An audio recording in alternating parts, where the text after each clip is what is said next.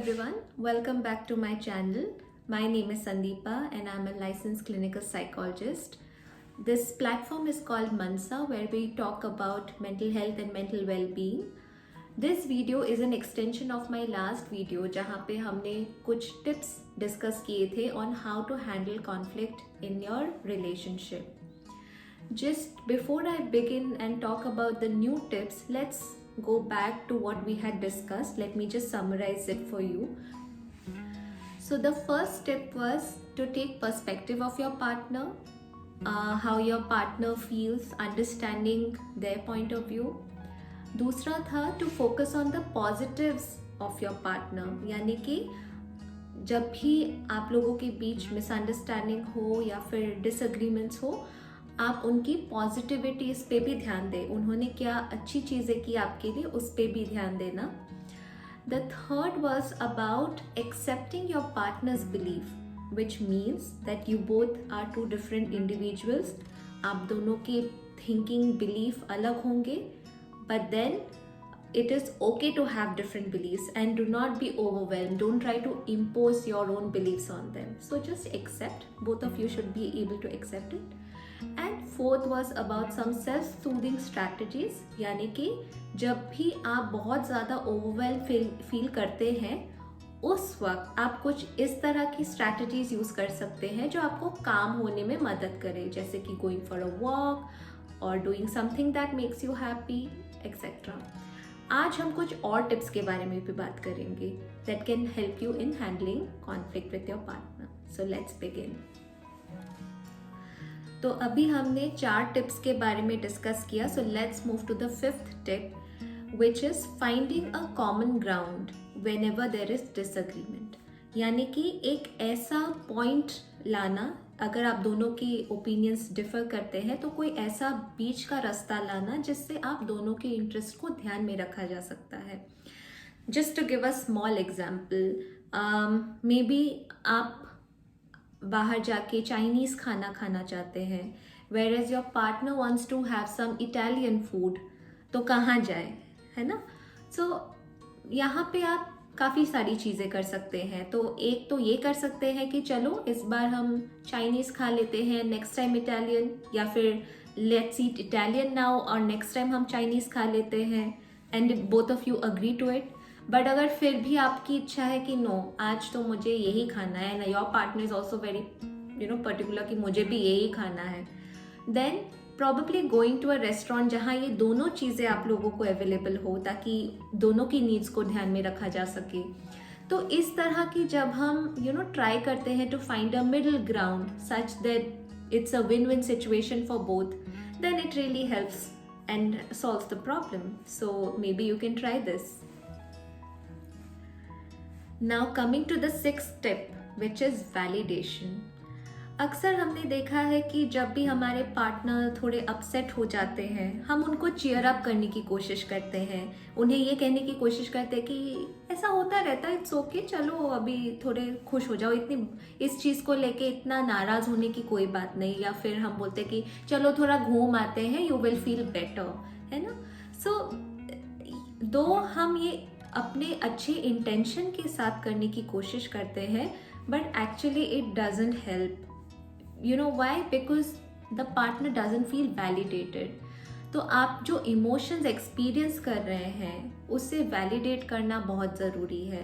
अगर आपका पार्टनर उदास है तो आप उन्हें कह सकते हैं, पहले तो उनकी बात सुनिए कि वो किस बात से इतने उदास हैं. मान लीजिए उनका कहीं ऑफिस में अच्छा दिन नहीं गया, तो मे बी जब आप उनसे पूछते हैं कि क्या हुआ, it gives them a chance to express कि कैसा रहा उनका दिन. और उस वक्त अगर आप वैलिडेट भी करते हैं कि हाँ, शायद मैं आपकी जगह होती तो मुझे भी इस तरह ही महसूस होता, मुझे भी पेन फील होता, मुझे भी गुस्सा आता, मुझे भी दुख होता. तो जब आप ये बोलते हैं, इसका मतलब आप अपने पार्टनर की फीलिंग्स को वैलिडेट कर रहे हैं, और इससे उन्हें भी काफ़ी सपोर्ट महसूस होता है and they feel more connected with you. So maybe this is another thing to try. तो ये ध्यान में रखिए कि whenever they are upset or angry, don't just say कि no, it's okay, just cheer up. In fact, just say that I understand what you are going through. It must be really tough. और मैं भी इसी तरह experience करती हूँ, and you can see the magic with that. Okay, so let's move to the seventh tip, which is support. Support यानी कि as a marriage में क्या होता है कि आप और आपके पार्टनर एक टीम है ना। इसका मतलब आप दोनों एक दूसरे को सपोर्ट करके ही चलते हैं। वो सपोर्ट या तो इन टर्म्स ऑफ रिस्पॉन्सिबिलिटी होता है कि ठीक है, I take the responsibility at home and you take the responsibility outside, या तो ऐसा होता है कि जिनके लिए फॉर एग्जांपल फाइनेंस बहुत इंपॉर्टेंट फैक्टर है कि हाँ, हमें फाइनेंशियली बहुत ज़्यादा स्ट्रांग होना है, then both the partners work, both the partners contribute financially in the house. Along with that, other support can be deciding where to go, how to go, and both of you split responsibility कि ठीक है, चलो hotel का आप देखो, कहाँ जाना है वो मैं डिसाइड करता हूँ, and then that's how you work. So आप लोगों ने responsibilities भी डिवाइड की और एक दूसरे को थोड़ा सपोर्ट भी मिला ताकि one person doesn't feel very overwhelmed या फिर too burdened. That also helps in solving conflict. अगर कई बार होता है कि out of pressure लोग थोड़ा गुस्से में आ जाते हैं, जैसे हमने बात की थी when one feels too overwhelmed, या फिर उनको लगता है कि इतनी सारी जिम्मेदारी मेरे सर पे है, then also it becomes a reason of fight. So when you become more supportive of each other, or maybe in terms of providing emotional support when one is feeling low, it really strengthens your marriage. It also helps to resolve conflict. So that is another thing that you can try. Alright, now coming to the last tip, which is identifying the communication styles and ways to handle them. तो ये एक मैंने बनाया था video जिसका link मैं description में भी डाल दूंगी. कई बार जैसा कि मैंने बताया था, हम कभी कभी क्रिटिकल हो जाते हैं अपने पार्टनर की तरफ, उनको नीचा दिखाने की कोशिश करते हैं, या फिर कई बार हम बहुत ज़्यादा डिफेंसिव हो जाते हैं ये दिखाने के लिए कि हम गलत नहीं हैं. कई बार हम उनसे रिस्पॉन्ड नहीं करते या वो हमें रिस्पॉन्ड नहीं करते because maybe you are overwhelmed, आप बहुत ड्रेन फील कर रहे हैं, आपको बात करने की इच्छा नहीं हो रही क्योंकि आपको लगता है कि कुछ भी बोलेंगे झगड़ा ही होना है, तो इससे अच्छा शांत रहो. तो इन चीज़ों को आइडेंटिफाई कीजिए और उसमें स्ट्रैटेजी यही रहेगी कि आप अपने कम्युनिकेशन को किस तरह बेहतर कर सकते हैं. So instead of being critical कि तुमने ये चीज़ें नहीं की, हम उनसे कह सकते हैं कि प्लीज़ क्या तुम ये चीज़ कर सकते हो मेरे लिए, क्या आज का खाना तुम बना सकते हो. तो इस तरह की जब कम्युनिकेशन होती है तो आप लोगों में झगड़े होने के चांसेस कम हो जाते हैं, या फिर अगर झगड़ा चल रहा है उस वक्त आपने इस तरह कम्युनिकेट किया तो फिर वो आगे नहीं बढ़ेगा. उससे और डिटेल में जाने के लिए आप मेरा वो वीडियो ज़रूर देखिए. जैसा कि मैंने कहा, I will definitely put the link in my description box and see how it goes.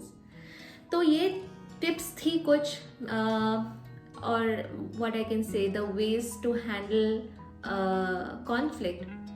I hope आपको ये काफ़ी यूज़फुल लगा होगा. मैं ये नहीं कहूँगी कि ये सारे के सारे टिप्स आपके लिए यूज़फुल रहेंगे, but absolutely like I said, हर इंसान अलग होता है, उनकी बिलीफ सिस्टम अलग होते हैं. आपके लिए कौन सा टिप मैच होगा वो आपको ट्राई करके देखना है. मुझे कमेंट्स में बताइए कि कौन सी स्ट्रैटेजी आपको बेस्ट लगी, एंड आपको ये वीडियो कैसा लगा वो भी बताइए. Please like the video and share अगर आपको लगता है कि लोग इससे बेनिफिट हो सकते हैं. That is my whole aim कि ये चीज़ें ज़्यादा से ज़्यादा लोगों तक पहुँचे.